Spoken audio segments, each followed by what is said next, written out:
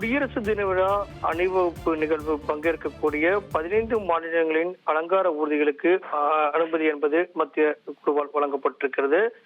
எதிர்வரும் ஆண்டுக்கான அணிவகுப்பு நிகழ்வில் தேர்ந்தெடுக்கப்பட்ட மாநிலங்களுடைய பட்டியலில் தமிழகம் இடம்பெறவில்லை.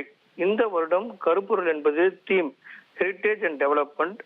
இதை மையப்படுத்தி தமிழக குழு என்பது கீழடி கான்செப்டோடு மத்திய குழுவை அணுகியது.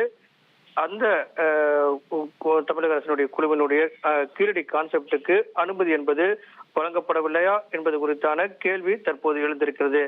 நாட்டினுடைய 75வது குடியரசு தின விழா அடுத்த மாதம் 26ஆம் தேதி கோலாகலமாக கொண்டாடப்படக்கூடிய நிலையில ஒவ்வொரு ஆண்டும் குடியரசு தின விழா நிகழ்வின் போது டெல்லி ராஜ்பாதையில் நடைபெறக்கூடிய அந்த பிரம்மாண்ட நிகழ்வில் பல்வேறு துறை மற்றும் மாநிலங்களுடைய சார்பில் தான் இந்த அலங்கார ஊர்திகளுடைய அணிவகுப்பு என்பது நடைபெறும். கீழடி கான்செப்ட் அனுமதி கிடைக்கப்பெறவில்லையா என்பதுதான் தற்போதைய கேள்வியாக இருக்கிறது. இந்த வருடம் கருப்பொருள் தீம் அந்த ஹெரிட்டேஜ் அண்ட் டெவலப்மெண்ட் பலமுறை தமிழக அரசின் சார்பாக அதிகாரிகள் மத்திய குழுவால் அமைக்கப்பட்ட அந்த குழுவோடு பல்வேறு விதமான இந்த வரைபடங்கள், மாதிரிகள், கருப்பொருள் மற்றும் இதையெல்லாம் சமர்ப்பித்தது. மத்திய குழு பல்வேறு விதமான ஆலோசனைகளையும் திருத்தங்களையும் சொல்லியது.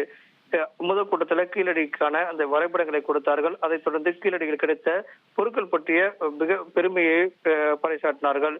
மீண்டும் கீழடி கிடைத்த பொருட்களால் கல்வி எப்படி வளர்ச்சி அடைந்திருக்கிறது என்பதையெல்லாம் ஒரு பாடல் மூலமாக இசையமைத்து கொடுத்தார்கள். தொடர்ந்து திருத்தங்கள் மேற்கொண்டார்கள். இருந்த போதும் மத்திய குழு தமிழக அரசினுடைய கோரிக்கையை ஏற்றுக்கொள்ளவில்லை என்பதுதான் தற்போதைய தகவலாக இருக்கிறது. இதை வைத்து பார்க்கும்போது ரொட்டேஷன் அடிப்படையிலும் மாநிலங்கள் தேர்வு செய்யப்படும் என்றும் அதே நேரத்தில் 15 மாநிலங்கள் தேர்வு செய்யப்பட்டிருக்கிறது. கடந்த ஆண்டு 3வது பரிசை வென்றெடுத்த தமிழகத்தின் சார்பாக அலங்கார ஊர்தியில் இந்த ஆண்டு வரக்கூடிய எதிர்வரும் ஆண்டில் நடைபெறக்கூடிய குடியரசு தின விழா அணிவகுப்புல தமிழக அரசினுடைய ஊர்திகள் பங்கேற்க முடியாத நிலை ஏற்பட்டிருக்கிறது. பல்வேறு கேள்விகளை எழுப்பியிருந்தார்கள். பல்வேறு சந்தேகங்கள், பல்வேறு விதமான கோரிக்கைகள் முன்வைத்த போதும் அதற்கான செவிசாய்ப்பு என்பது மத்திய குழுவால் இல்லை. இதன் காரணமாக அந்த 15 மாநிலங்களுடைய பட்டியலில் தமிழகம் இடம்பெறவில்லை என்பதுதான் தற்போதைய தகவலாக உள்ளது.